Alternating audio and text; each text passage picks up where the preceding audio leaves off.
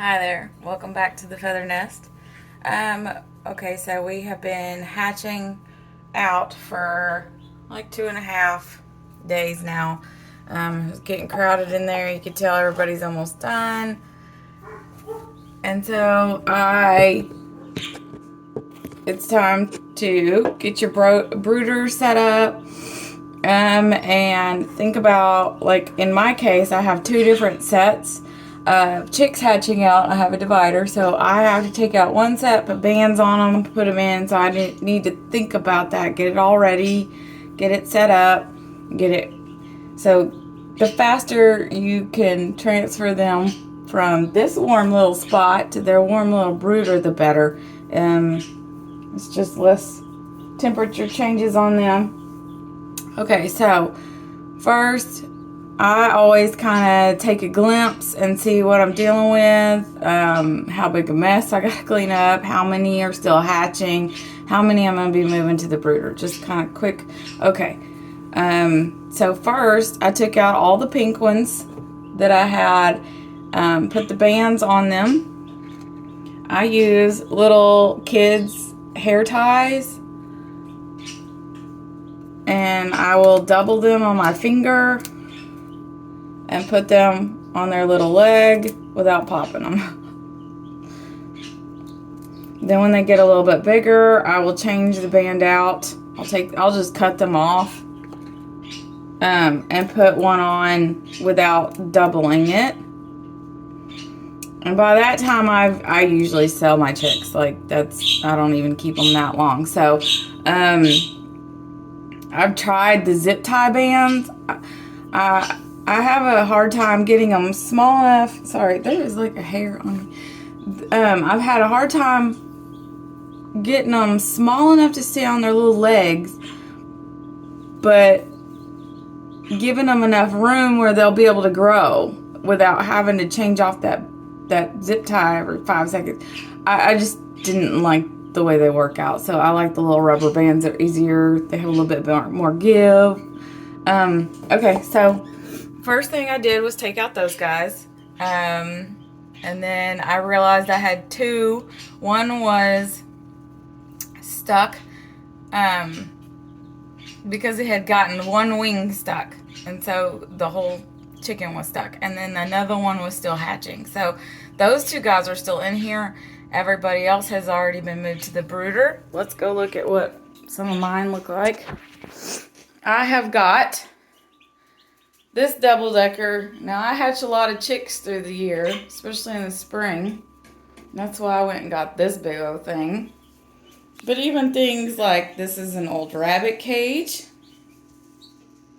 I've even used the Rubbermaid buckets and make a lid. This is the lid for one of my Rubbermaid buckets, and it fits on several different Rubbermaid buckets. Those work too. And you can set the heat lamp, if you have one, directly on that chicken wire on the lid.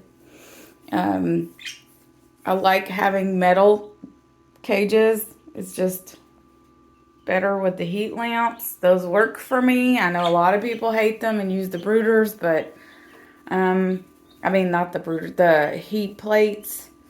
I mean, maybe one day. But right now, I'm still using the heat lamps. These are all the guys that just hatched out. Don't fall. And you can see, like this one has the little leg band. Hi, Pinky.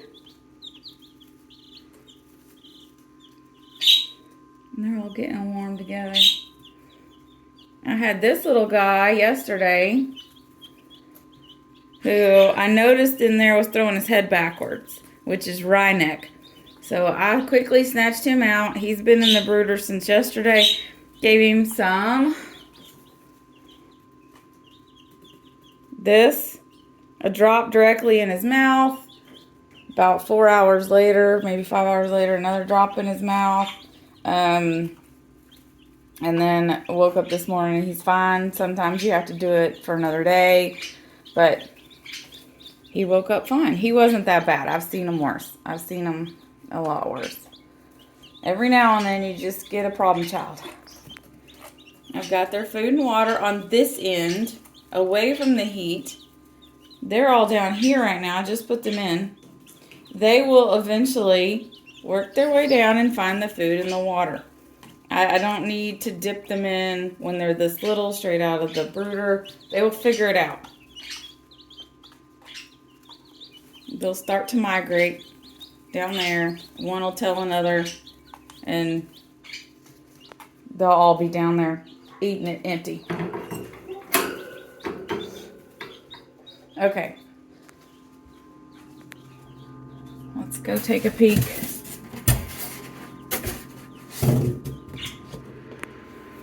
So I've got this one drying out. It's completely out of the shell. I cleaned it off. It had some yolk stuck, not yolk, but the inside goo stuck on its back, holding its wing in place. So I went and had to wipe it off with some warm water until we were done. And then dry it off as best you can and put it directly back in the incubator. This one over here is still hatching. You'll notice the wet rag around it. It's damp. It's warm. Just because... Hush. Because when I checked on it, it had a crack in the egg, but I helped it crack a little bit more.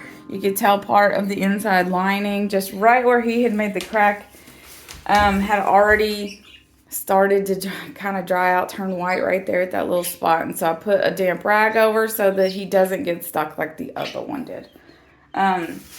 This is what I do. I have a bag, and I will take out all the big chunky stuff, all the broken shells, all the big stuff that I can get out, and throw it in the bag while I call it the NICU going.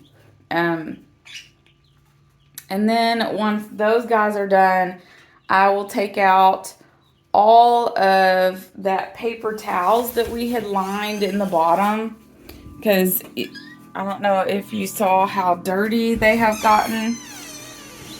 Let's see if I can show you back there. So like that's how your inside is gonna look. All that fuzz and all the shells and everything. They're okay because I just put them back in there. And I'll check on them again in a minute.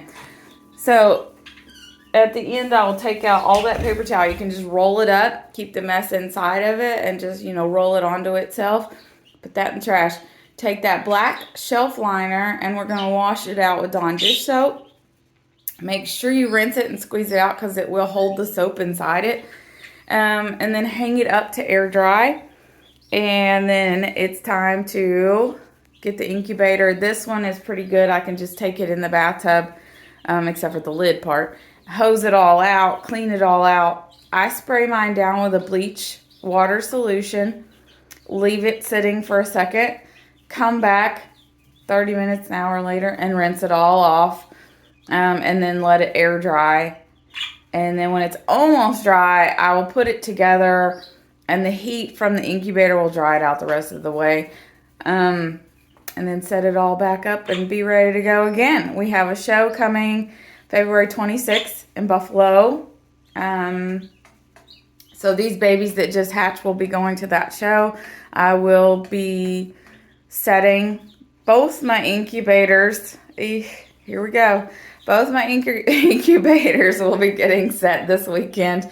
I even ordered some eggs from a lovely lady in Cleburne. I need some dark chocolate looking eggs. I don't have any darks. I'm still trying. It's been a year of me ordering dark Marn eggs and just not having any luck.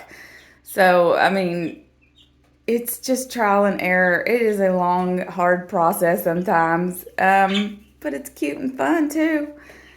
So I think that's about everything. Like always, if anybody ever has any questions, anything specific you need help with, give me a shout out, PM me. I'm always happy to help. I don't mind it at all.